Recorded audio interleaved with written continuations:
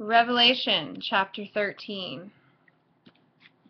And I stood upon the sand of the sea, and saw a beast rise up out of the sea, having 7 heads and 10 horns, and upon his horns 10 crowns, and upon his heads the name of Blasphemy.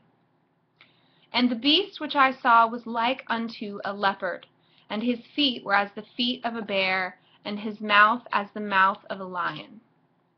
And the dragon gave him his power, and his seat, and great authority. And I saw one of his heads as it were wounded to death, and his deadly wound was healed. And all the world wondered after the beast. And they worshipped the dragon, which gave power unto the beast, and they worshipped the beast, saying, Who is like unto the beast? Who is able to make war with him?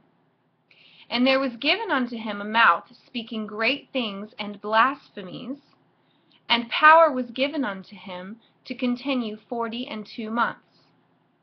And he opened his mouth in blasphemy against Elohim, to blaspheme his name and his tabernacle and them that dwell in heaven. And it was given unto him to make war with the saints and to overcome them. And the power was given him over all kindreds and tongues and nations. And all that dwell upon the earth shall worship him, whose names are not written in the book of life of the Lamb slain from the foundation of the world. If any man have an ear, let him hear.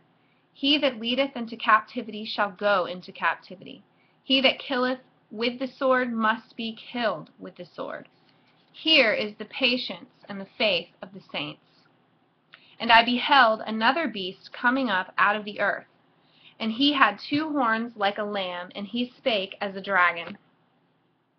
And he exerciseth all the power of the first beast before him, and causeth the earth and them which dwell therein to worship the first beast, whose deadly wound was healed.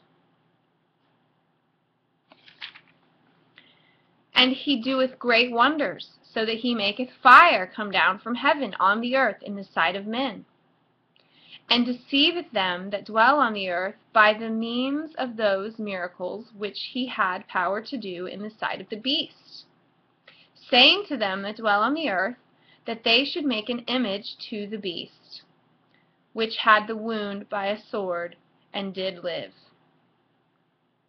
And he had power to give life unto the image of the beast, that the image of the beast should both speak, and cause that as many as would not worship the image of the beast should be killed. Now, of course, image, I immediately think of an idol, but in today's day and age, or in modern or futuristic societies, I just imagine this huge screen, because it says, you know, that it's going to have the power to speak, and I just see this like huge television screen that people are supposed to stop, and I don't know, I just saw that in my head. And he causeth all, both small and great, rich and poor, free and bond, to receive a mark in their right hand or in their foreheads, and that no man might buy or sell, save he that had the mark, or the name of the beast, or the number of his name. Here is wisdom. Let him that hath understanding count the number of the beast, for it is the number of a man, and his number is 666. I just want to ask you all a question. You know that I say Yahweh and Yahshua, and I don't say God and Jesus. What do you think the name of blasphemy is? You know, if you look at the very first commandment, thou shalt have no other gods before me, or the other commandment, thou shalt not take my name in vain. What is taking someone's name in vain? What is doing something in vain?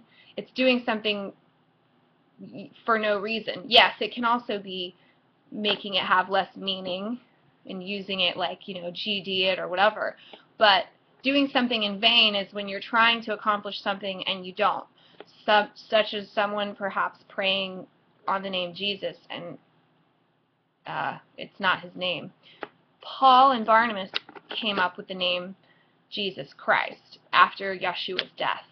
Yahshua was a Jew, and his birth name was Yahshua, which literally means Yahweh is salvation. That was his birth name. And there are many verses in the Bible that say this.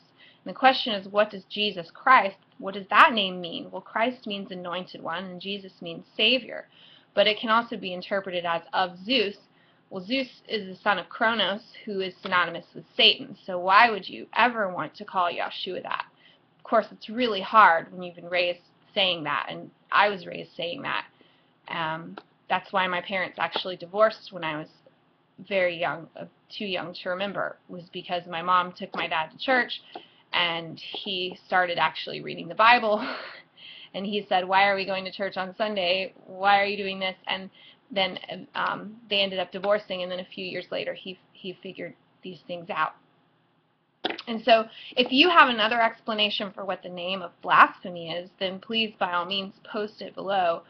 But in Mark 25, I believe, Yahshua said, many will come in my name and say, I am the Christ. Yes, Yahshua was anointed, but truly he was the Messiah, which literally means messenger of Yahweh. So there are many anointed ones. There's Dionysus and Mithra and just many, many anointed ones. So I know that when you pray to Jesus Christ, I know who you're praying to, and I'm sure that the Most High and his Son know who you're praying to. But who does Satan really want you to be praying to? You know, like perhaps that is the great deception.